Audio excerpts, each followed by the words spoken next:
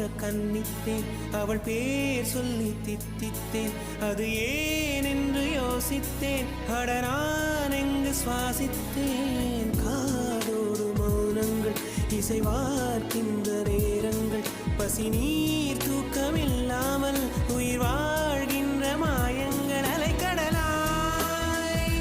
இருந்த மனம் துளி துளியாய் சிதறியதே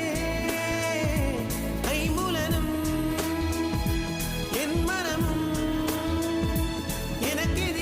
எனக்கெதிராய் செயல்படுதே விழி காண முடியாத மாற்றம் அதை மூடி மறைக்கின்ற தோற்றம் ஒரு மௌன புயல் வீசுதே